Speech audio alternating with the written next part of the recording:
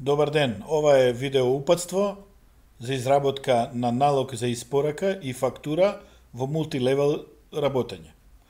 Откако корисникот ќе се најави, пред себе го гледа главното мени, испорака и фактурирање и во него изборот за налог за испорака. Со клик на налог за испорака се отвара програмот за внос на налог за испорака. Веднаш да кажам дека можеме да отвориме повеќе табови со апликацијата и меѓу нив да работиме истовремено, така што во различни табови имаме различни програми.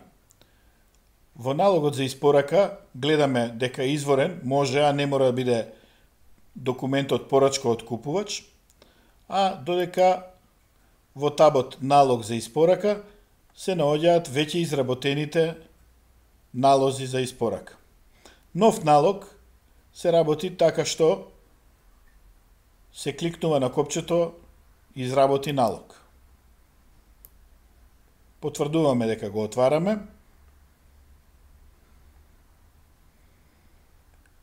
и го добиваме насловот на ново отворениот документ. Во насловот на новиот документ веќе го имаме доделен бројот. Бројот евентуално може да се промени и да се кликне на сними. Овој пат тоа нема да го направиме. Датумот е денешен, со тоа што можеме да внесеме број на денови за плаќање, при што автоматски ќе биде пресметан датумот на испорака, тоест датумот на валута на документот.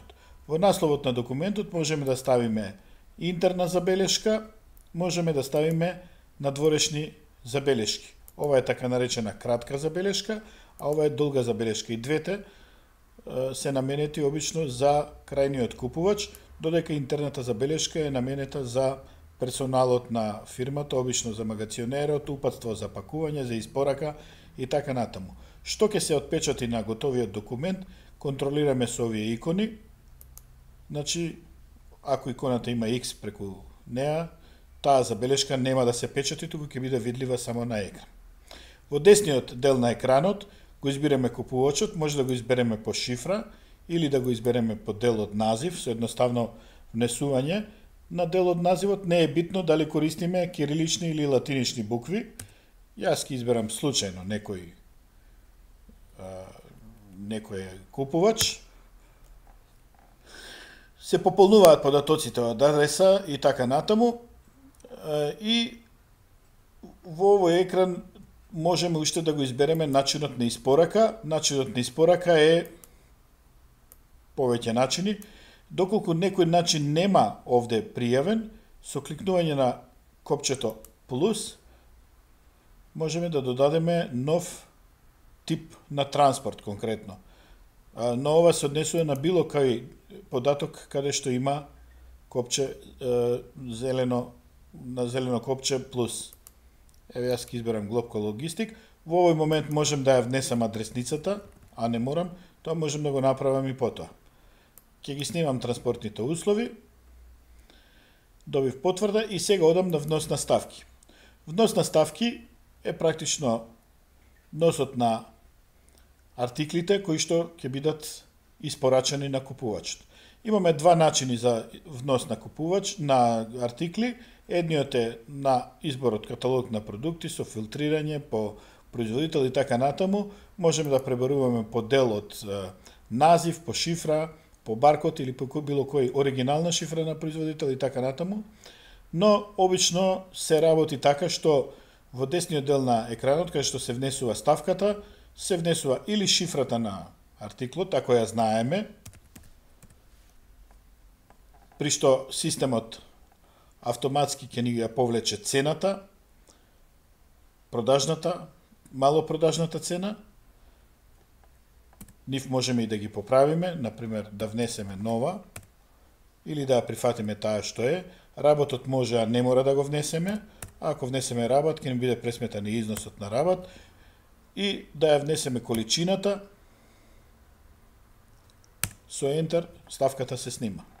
Продуктот може да го внесеме и по дел од назив, ако не му ја знаеме шифрата. Значи, курзорот се наоѓа сега во моментот на полето шифра на артикал. Тоа може да биде и баркод, може да биде оригинална шифра или било која друга шифра внесена за артиклот. Ако сакаме по назив, со Enter преминуваме во полето за назив и пребаруваме по дел од назив. Не е битно дали се внесува кирилица или латиница, системот ќе ги најде сите. Од која ќе го избереме саканиот артикал, повторно ги добиваме податоците за цена, со Enter ги потврдуваме, внесуваме количина и со Enter ја снимаме ставката. Значи, на овој начин се гледа дека е процесот за внос на ставка релативно брз. Сите овие вносови јас ги направив без употреба на маус, тоа без тргање на раката од тастатурата. Тоа значи дека се добива во време. Збор 2 за опциите за вносот на ставки. Овие опции стојат во секој документ и треба да корисникот да се ги подеси според своите желби. Значи, оние што се битни за вас се внос на артикол во панел за ставка, тоа е ова што сега го правевме. Фокус по снимање ставка треба да биде во внос на каталошки број. Видлива залиха во панел за ставка, тоа сега ќе го погледнеме, и да дозволиме увоз на ставки од надворешни уреди. Тоа ќе го исклучам, ќе кликнам превчитај и во овој момент овие подесувања кои ги направив за налогот за испорака се веќе активни. Сега би сакал да го демонстрирам само уште приказот на залихата. Ќе изберам некој артикал по случаен избор. И овде ќе ја добиеме во долниот десен агол залихата. Као што гледате, ако е негативна, бојата на залихата е црвена. Ако сакам да се откажам од вносот на овој артикал, доволно е да кликнам на иницирај полиња или на копчето одново. Откако сме задоволни и сме ги внеле сите артикли, сите ставки што треба да бидат во налогот за испорака, сега е време да го внесеме рабатот за сите ставки. Овој рабат ќе биде применет на сите ставки. Значи, ако кликнам ОК, сега ќе видиме дека рабатот за двете ставки е 10% и истовремено фактурата автоматски се пресмета. Ова е износот конечниот излез за плаќање на фактурата. На налогот за испорака од кој ќе произлезе фактура, поточно речено. Ние можеме и поединечно да ги внесуваме рабатите. Значи, ако кликнеме на полето рабат, да ги менуваме, со Enter поминуваме автоматски на следното поле и така натаму.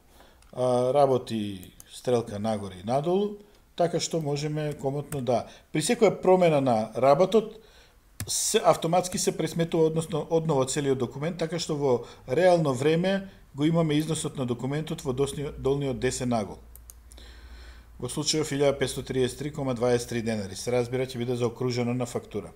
Да го погледнеме налогот за магазин, можеме на печат, налогот за испорака. Значи, ова е тоа, нема цени, бидејќи ова налог за испорака направен за магационерот. Ако сакаме да ги видиме цените, ќе го отпечатиме налогот со цени. Значи, тоа е едноставен начин за правење на налог за испорака. Сега овој налог сакаме да го претвориме во фактура. Тоа го правиме со еден клик. Кликаме на фактура. Да се изработи фактура МЛ, ОК, и документот е успешно изработен. Веднаш може да провериме. Ќе го отворам другиот прозорец, ќе стартувам фактура, која може да биде и стартувана однапред. И сега ќе видите дека во табот фактура мултилевел се појави ново изработената фактура. Значи, ова е начинот на кој од налог за испорака се внесува. Тој е документ кој што оди во магазинот за двоење на стока и запакување и веднаш се изработува автоматски и фактура за според овој налог за испорака кој што ќе биде доставена на купувачот. Фактурата можеме веднаш да ја отпечатиме. Тоа е документот. А можеме да ја оставиме печатењето на фактури и за подоцна, со тоа што ќе го стартуваме програмот за групно печатење на фактури, се наоѓа во главното мени. Ќе излечеме денешните документи, ќе ги штиклираме сите фактури и ќе избереме печатење, при што ќе бидат подготвени за печат сите документи кои што сме ги избрали. Со тоа е завршен овој дел од упуката за внос на налози за испорака и фактури.